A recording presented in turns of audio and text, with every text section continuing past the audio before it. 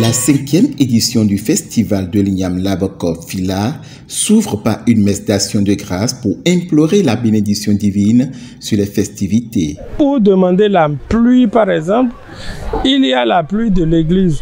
Pour les semailles, il y a même la prière de l'église pour l'après-récolte. Et je crois que l'Igname, le Laboko, est l'une des récoltes. Et donc je suppose qu'un festival, c'est un acte culturel et que ce qui est culturel étant partie de l'homme, dans une partie de l'homme, l'Église ne peut pas rester indifférente à cela.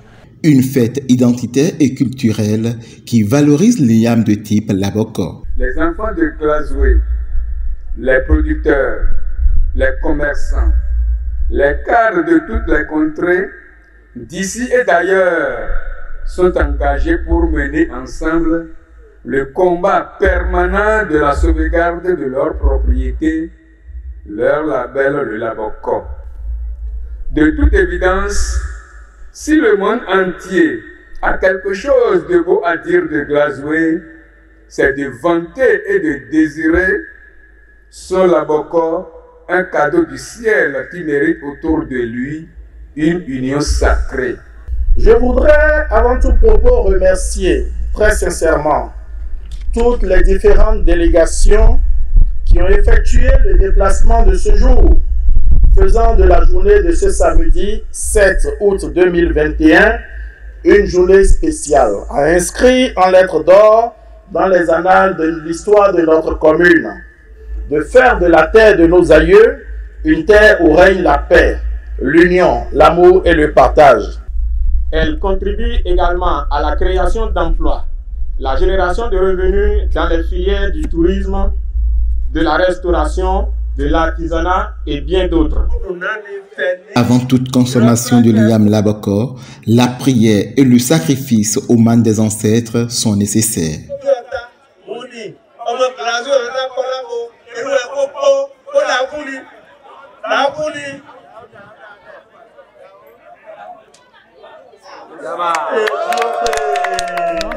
C'est l'Igname Laboko. Il n'y en a pas ailleurs. C'est dans le marché de Glazoué qu'on trouve ça. Fila est une initiative qui réunit chaque année les filles et fils de la commune de Glazoué. Cette histoire de l'Igname Laboko, ça a commencé avec des amis très proches de moi, dont M. Agbanjo Justin, que je voudrais remercier sincèrement ici, parce que c'est lui qui m'a dit, monsieur le maire, tu es venu dans la commune de Glazoué, qu'est-ce que nous pouvons faire pour t'accompagner? Il en vaut vraiment la peine d'organiser un événement pareil au regard de la qualité de l'Igname Laboko dont la commune de Glazoué détient donc le monopole et l'authenticité.